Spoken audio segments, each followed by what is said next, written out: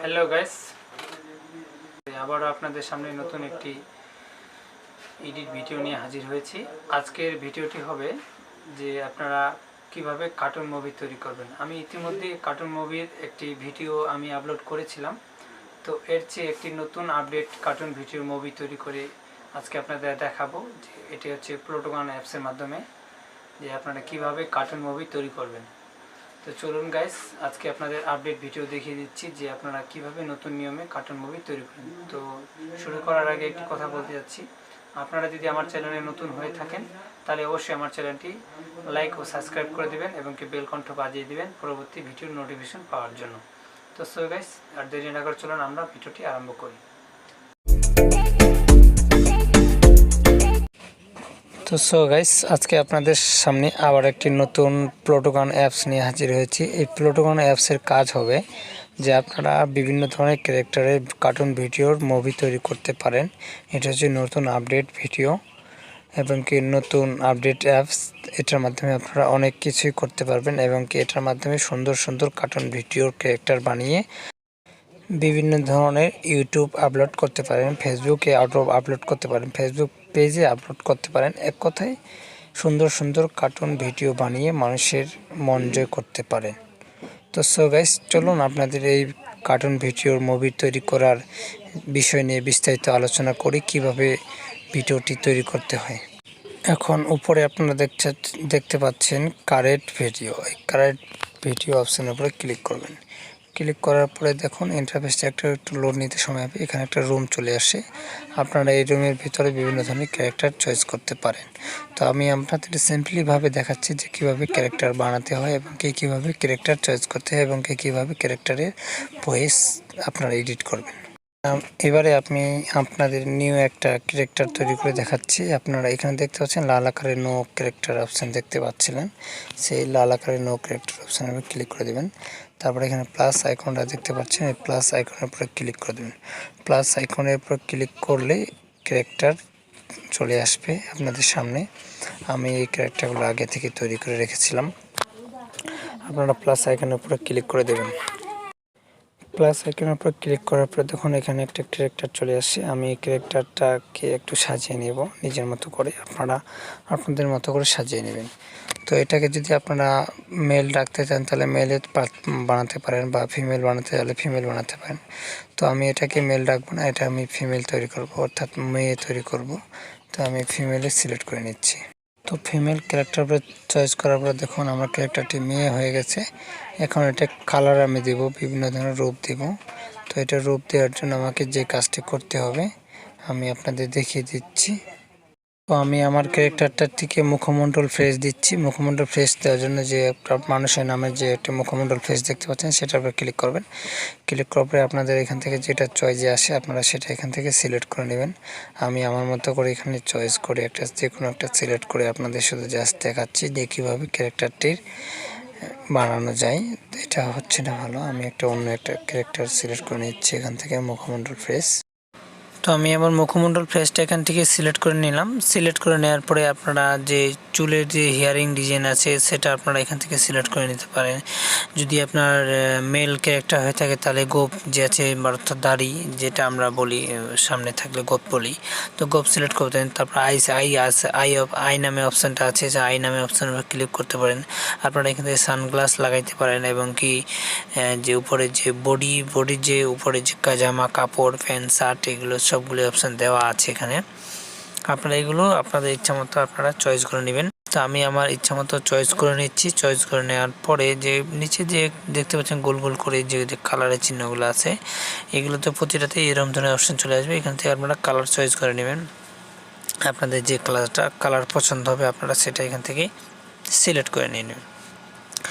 তো আমি আমার ক্যারেক্টারটি ফুলভাবে এখানে সিলেক্ট করে নিচ্ছি। সিলেক্ট করে নেওয়ার পরে আপনাদের নেক্সটে নিয়ে যাচ্ছি। তো দেখতে পাচ্ছেন এখানে কালার কিন্তু অনেক ধরনের কালার পরিবর্তন হয়ে চলে আসতেছে, আপনারাও আপনাদের মতো করে এখানে সাজিয়ে নেবেন। তো সো গাইস, আমি আপনাদের এবার নেক্সট ইয়াতে নিয়ে যাচ্ছি টপিকে। তো বন্ধুরা দেখতে পাচ্ছেন আমি আমার ক্যারেক্টারের ফুলভাবে সাজিয়ে নিয়েছি। আপনারা আপনাদের মতো করে সাজিয়ে নেবেন। তো সাজিয়ে নেওয়ার পরে আমি শুধু আমার ক্যারেক্টারের কালার, পোশাকের কালারটা চেঞ্জ করে নিচ্ছি এটা সুন্দরভাবে সাজিয়ে নেওয়ার জন্য।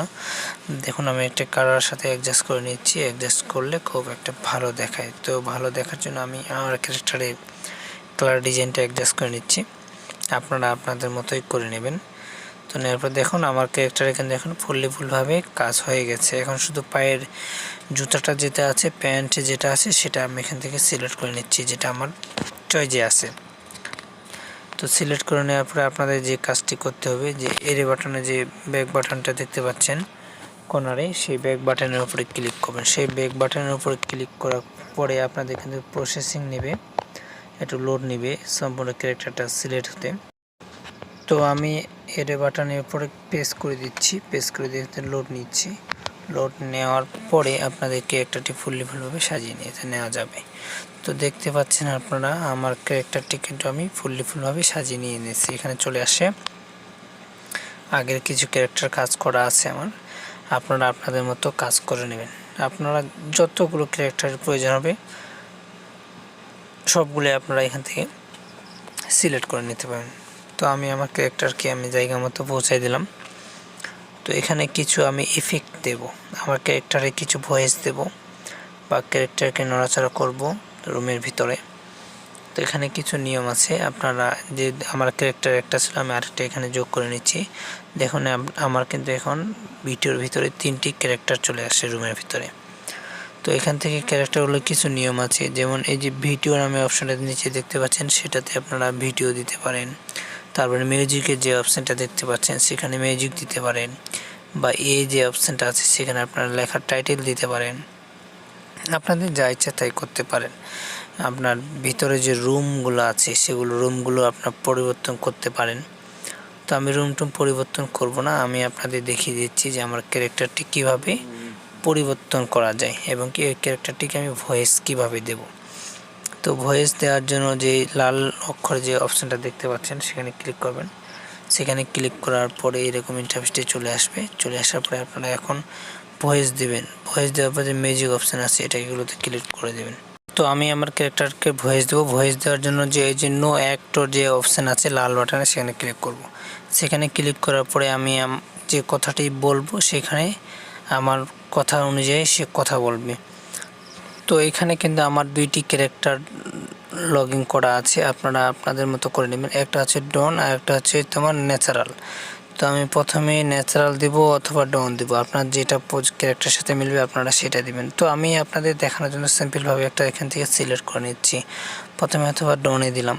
ডনে দেওয়ার পরে দেখুন ক্যারেক্টারটি চেঞ্জ হয়ে অন্য হয়ে চলে আসে। এখন এটাকে আমি ভয়েস দিতে গেলে এই যে ভয়েস নামে যে মাইক্রোফোনটা দেখতে পাচ্ছেন সেখানে ক্লিক করলে আপনাদের এরকম ইন্টারফেসটা চলে আসবে। এরকম ইন্টারফেসটা আসার পরে আবার যে মাইক্রোফোন অপশানটা আছে লাল বাটনে সেটার উপরে ক্লিক করে দেবেন। সেটার উপরে ক্লিক করে দিলে কিন্তু আপনাদের ভয়েসটা অটোমেটিকলি চলে আসবে। তো আমি অ্যালাউ পারমিশন চাচ্ছি, আমি এখানে অ্যালাউ পারমিশনটা করে দিচ্ছি। অ্যালাউ পারমিশন করে দেওয়ার পর ইন্টারফেসটা চেঞ্জ হয়ে যাবে। আবার দেখুন চেঞ্জ হয়ে চলে আসছে। এখন কিন্তু অটোমেটিকলি আমার রেকর্ড শুরু হয়ে গেছে। আমি এখানে যে কথাটা বলছি ওখানে কিন্তু সেই কথাটাই বলেছে। তো আমার যে ভয়েসটা আছে সেটা এখানে শোনা যাবে না, আমি মাইক্রোফোন নিয়ে আমার রেকর্ডিংটা করেছি এই জন্য শোনা যাচ্ছে না। আপনারা আমি যেভাবে কাজ করেছি আপনারা ঠিক সেভাবে কাজ করবেন, আশা করি আপনাদের ভিডিওটা সাকসেসফুল হবে। তো ওটা অপশান যাওয়ার পরে যে সাইডে যে টিক চিহ্ন নামে অপশানটা আছে সেটার উপর আপনারা ক্লিক করে দেবেন। ক্লিক করে দেওয়ার পরে আপনাদের এইরকম ইন্টারফেস আছে। এখন আমি আরেকটা ক্যারেক্টারকে ভয়েস দেবো। আরেকটা ক্যারেক্টারকে ভয়েস দেওয়ার জন্য প্রথমে দিলাম ডন, এবার দেবো আমি ন্যাচারাল।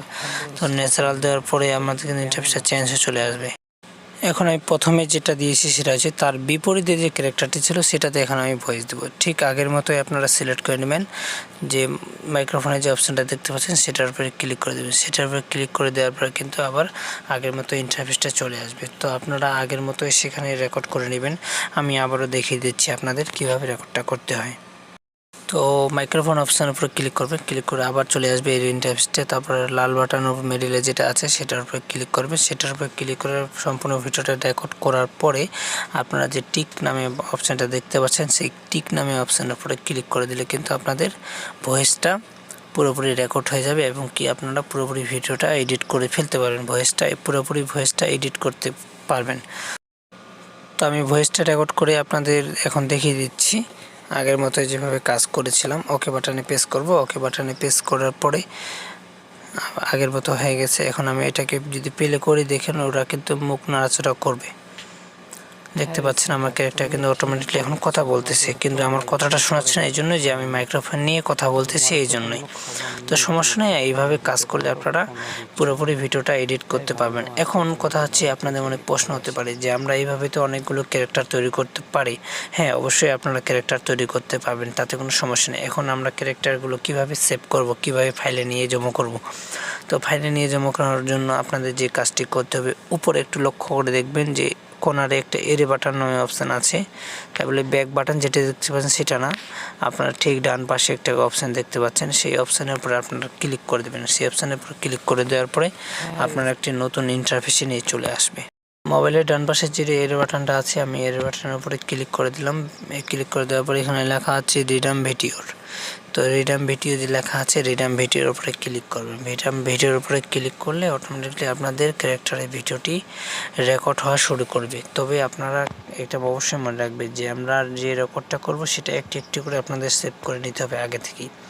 তো এখানে আমি লেখা আছে এক্সপিরিয়েন্স উইথ, প্রথমে যেটা অপশান আছে আমরা সেটা সেই অপশানের উপরে ক্লিক করে দেবো। নিচেরটা দিলেও হবে বা উপরেরটা দিলেও হবে। তো আমি সিম্পলিভাবে আপনাদের দেখিয়ে দিচ্ছি। উপরে যে প্রথমে যে অপশানটা দেখা যাচ্ছে, সেই অপশানের উপরে ক্লিক করে দেবেন। ক্লিক করে দেওয়ার পর দেখুন এখানে কিন্তু আমাদের অটোমেটিকলি প্রসেসিং চলতেছে। তো আমার ভিডিওটা কিন্তু অটোমেটিকলি এখানে সেভ হয়ে যাচ্ছে। তো এটা আপনারা কোন ফাইলে পাবেন? তো এটা আপনারা আপনার মোবাইলের যে ফাইল ম্যানেজারটা আছে, আপনারা ফাইল ম্যানেজার দেখবেন যে প্রোটোগান নামে একটি অপশান পাবেন। সেই অপশানের ভিতরে ঢুকলে কিন্তু আপনারা যে ভিডিওটা রেকর্ড করেছেন সেটা আপনারা এখন থেকে খুঁজেই বের করে নিতে পারবেন, তাতে কোনো সমস্যা নেই। আর যদি তাতে আপনাদের সমস্যা মনে হয়ে থাকে, তাহলে আপনারা এখানে সরাসরি শেয়ার করে নেবেন। তো আপনার কোথায় সেভ করবেন সেখানে ফাইল ওপেন করে আপনারা শেয়ার করে সেখানে পেস্ট করে দিয়ে দেন। তো আমি এখানে সরাসরি আপনাদের দেখিয়ে দিচ্ছি কীভাবে কী করার লাগে। আপনারা চাইলেও এখান থেকে কপি পেস্ট করে নিতে পারেন। তো আমি আমার ফাইলে ডাইরেক্টলি একবারে আপনাদের দেখিয়ে দিচ্ছি আমি কোন ফাইলে কপি পেস্ট করব। আমি এখানে যে কোনো একটা ফাইল সিলেক্ট করে নেব। আপনারা আপনাদের মধ্যে যে কোনো একটা ফাইল সিলেক্ট করে পেস্ট করে দেবেন। আপনাদের যে ফাইলে পেস্ট করবেন আপনাদের ভিডিওটা সেই ফাইলে গিয়ে জমা হবে। তো ভিউয়ার্স, আশা করি আপনারা সব কিছু বুঝতে পেরে গেছেন। তো আজকের টিউটোরিয়াল ভিডিও আমাদের এ পর্যন্তই ছিল। আগামী নেক্সট টিউটোরিয়াল ভিডিও পাওয়ার জন্য আমাদের সাথে থাকবেন। ধন্যবাদ সবাইকে, ভালো থাকবেন, সুস্থ থাকবেন।